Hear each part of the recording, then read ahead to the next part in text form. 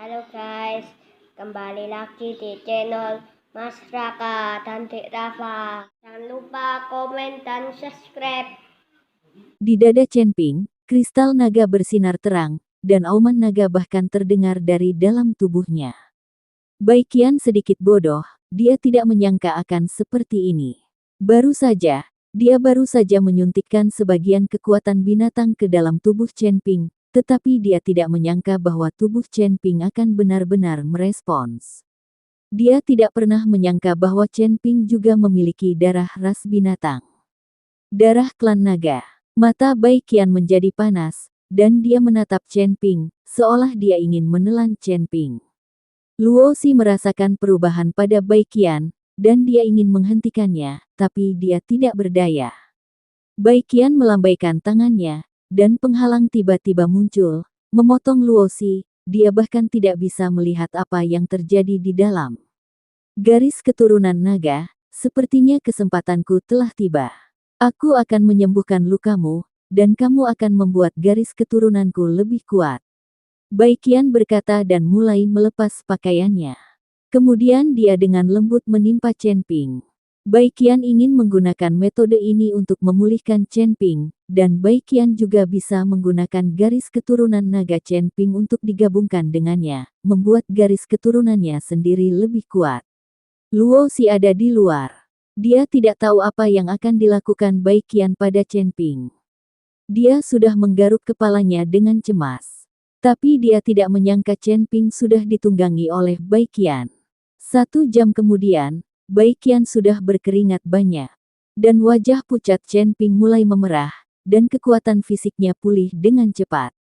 Perlahan, Chen-Ping membuka matanya. Tapi saat dia membuka matanya, dia melihat wajah seorang wanita di depannya, menatapnya sambil tersenyum. "Apakah kamu bangun?" Baikian berkata sambil tersenyum. "Siapa kamu?" Chen-Ping terkejut dan buru-buru berdiri dan mundur. Namun ketika dia melangkah mundur, dia menemukan bahwa pakaian di tubuhnya telah hilang. Chen-Ping tercengang melihat ekspresi Baikian ketika dia menatapnya. Chen-Ping sepertinya memahami sesuatu. Dia tidak pernah berpikir bahwa dia akan dipermalukan oleh seorang wanita. Dan dia masih koma. "Siapa kamu?" Chen-Ping segera mengenakan pakaiannya dan bertanya dengan ekspresi mematikan di wajahnya. Melihat ekspresi mematikan di wajah Chen-Ping, Baikian terkekeh, "Lihat, tidak ada di antara kalian yang baik.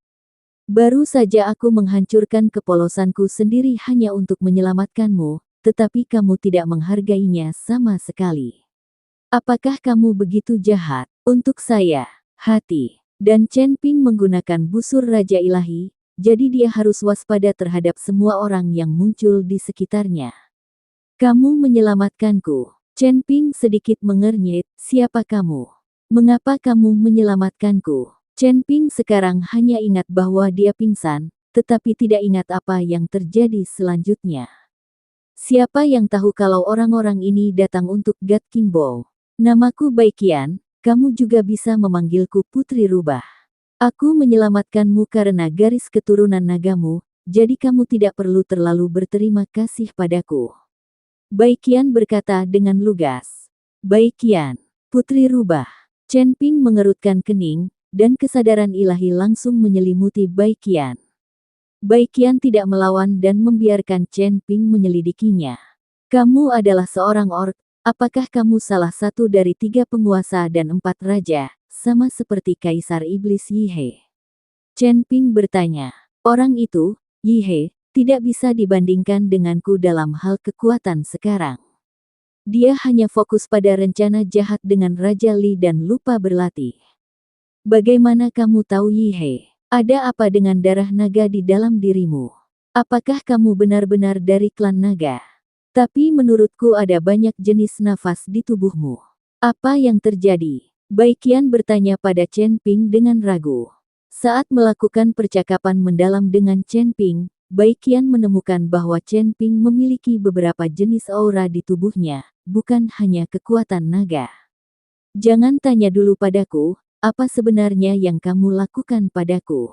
Chen-Ping bertanya dengan serius. "Saya tidak melakukan apapun. Saya hanya membiarkan kedua garis keturunan kita bergabung. Dengan cara ini, garis keturunan saya bisa menjadi lebih kuat, dan latihan saya akan lebih efektif. Tapi nak, jangan mengira aku memanfaatkanmu. Aku tidak bersalah. Tidak ada orang yang pernah menyentuhku. Lagi pula, nafasmu sangat lemah saat itu. Jika tidak ada yang peduli padamu, kamu pasti sudah mati. Petik 2. Sekarang aku telah menyelamatkanmu dan menggunakan garis keturunanmu, kita berimbang. Namun, aku sangat beruntung bisa menikah dengan putra klan naga untuk pertama kalinya. Setelah Baikian selesai berbicara, dia melepaskan penghalang itu dengan lambaian tangannya. Luo Xi masih cemas dan bingung di luar, ketika dia melihat penghalang telah dilepas, dia bergegas masuk. Dia sudah siap secara mental. Jika Chen Ping tersedot dan disetubuhi oleh Baikian itu, dia tidak akan bisa hidup lagi, jadi dia akan mengikuti Baikian sampai mati. Tapi begitu Luo Xi menyerbu masuk, dia tercengang karena dia melihat Chen Pingsheng berdiri di depannya dengan ayunan penuh. Tuan Chen, apakah Anda sudah bangun? Luo Xi berkata dengan terkejut. Nona Luo, saya baik-baik saja, mengapa Anda ada di sini? Chen Ping bertanya dengan kebingungan di wajahnya. Tuan Chen, Anda pingsan. Saya membawa Anda ke sini, kata Luo Xi. Apakah kamu membawaku ke sini? Chen Ping tertegun dan menunjuk Baikian, bagaimana dengan dia? Dia baru saja lewat dan menabraknya. Luo Xi menjelaskan. Baru kemudian Chen Ping menyadari bahwa Luo Xi lah yang menyelamatkannya, tapi kemudian dia bertemu Baikian dan membiarkan orang ini memanfaatkannya. Sekarang kamu sudah bangun dan baik-baik saja. Kita tidak berhutang apapun satu sama lain.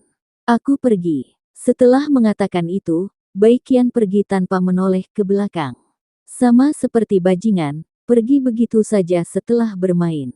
Luo Xi memandang Chen Ping dengan ekspresi bingung dan bertanya, Tuan Chen, apakah Anda kenal putri rubah ini? Tidak tahu. Chen Ping menggelengkan kepalanya. Karena kita tidak mengenal satu sama lain, bagaimana dia bisa mengatakan bahwa kalian berdua tidak saling berhutang? Apa yang terjadi? Luo Xi tercengang. Dia tidak pernah bisa membayangkan apa yang telah dilakukan kedua orang itu dalam waktu lebih dari 1 jam. Setengah. Lagi pula, mereka berdua adalah orang asing satu sama lain. Di mata gadis kecil seperti Luo Xi, mereka tidak akan pernah memikirkan hal ini. Jangan tanya, ayo ikuti dia sekarang. Setelah Chen Ping selesai berbicara, dia segera mengejarnya. Luo Xi bingung mengapa Chen Ping mengejar putri rubah, tapi Luo Xi tetap mengikutinya. Di medan perang antara dewa dan iblis ini, jika Luo Xi tidak mengikuti Chen Ping, dia takut dia akan berada dalam bahaya. Baikian belum pergi jauh ketika Chen Ping menyusulnya. Ketika Baikian melihat Chen Ping menyusul, dia bertanya dengan sedikit riang, apa? Kamu sudah menderita kerugian. Apakah kamu ingin melakukannya lagi? Kamu memanfaatkanku saat aku tidak sadarkan diri. Kamu tidak bisa menamparkan pantatmu begitu saja dan pergi begitu saja. Aku ingin mengikutimu. Lagi pula, kita punya hubungan spesial sekarang, belum lagi ada bagian diriku di dalam darahmu.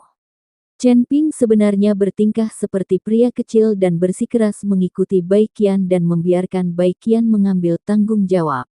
Melihat Chen Ping seperti itu, Baikian tertawa keras dan berkata, haha, apa yang kamu pikirkan di dalam hatimu? Apa kamu pikir aku tidak tahu? Kamu telah menghabiskan tenaga dan darahmu dan tidak sadarkan diri. Kamu pasti pernah bertemu dengan yang kuat musuh. Sekarang kamu berbohong. Pegang aku, apakah kamu ingin aku melindungimu? Ketika Chen Ping melihat bahwa Baikian telah mengetahuinya, dia tiba-tiba tampak sedikit malu. Kamu tidak perlu malu, aku bisa melindungimu, tapi ada syaratnya, kata Baikian. Kondisi apa?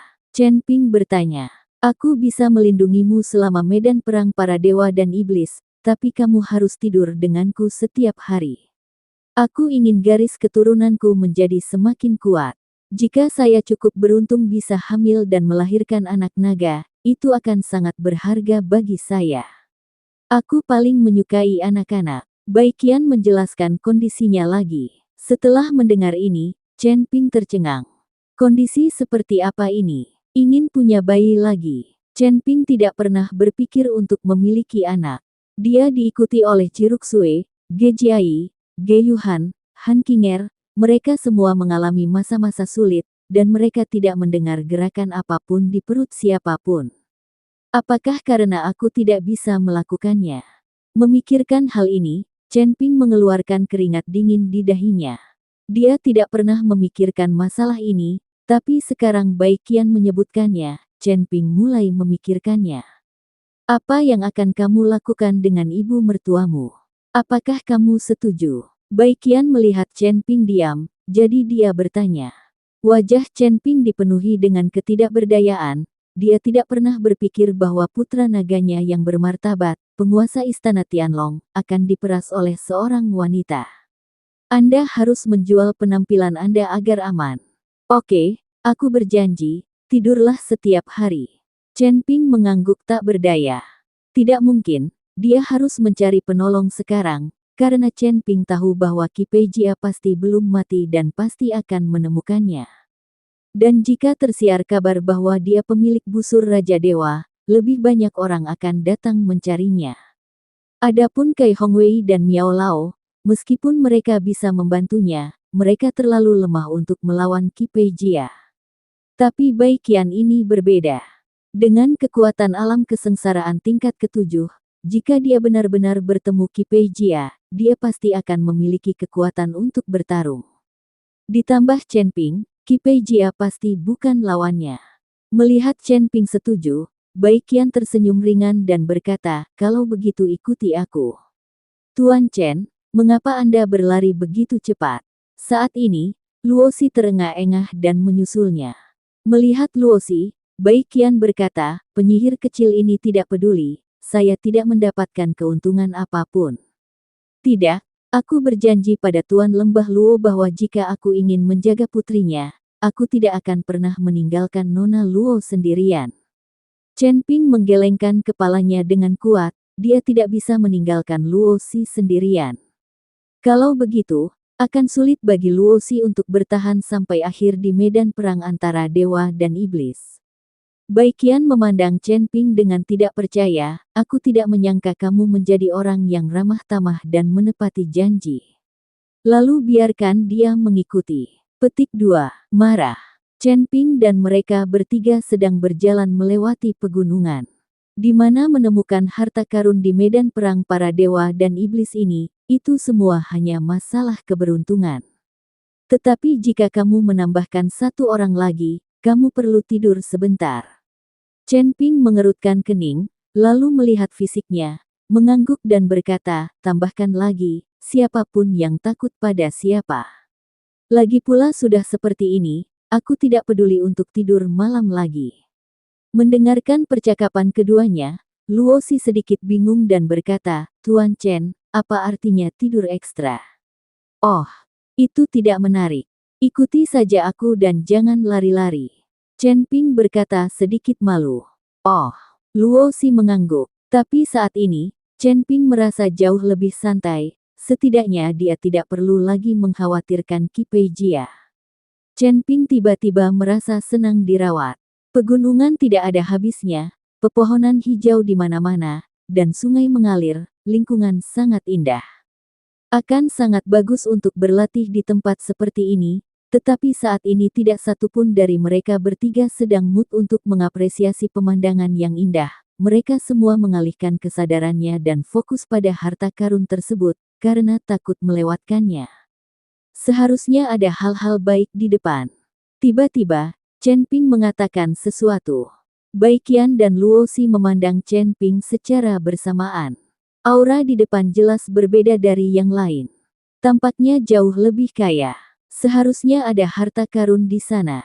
Chen Ping menjelaskan. Bai Qian melirik ke arah Chen Ping, seorang biksu muda di alam kesengsaraan tingkat pertama. Dapatkah kesadaran spiritualnya begitu tajam? Saya bahkan tidak menyadarinya. Bai Qian tidak begitu mempercayainya. Bahkan jika Chen Ping adalah seekor naga, dia hanya berada di alam kesengsaraan tingkat pertama. Bagaimana mungkin dia tidak menyadarinya dan Chen Ping menemukannya? Jika kamu tidak percaya, teruslah berjalan ke depan dan kamu akan tahu. Setelah mengatakan itu, Chen Ping berjalan lurus ke depan.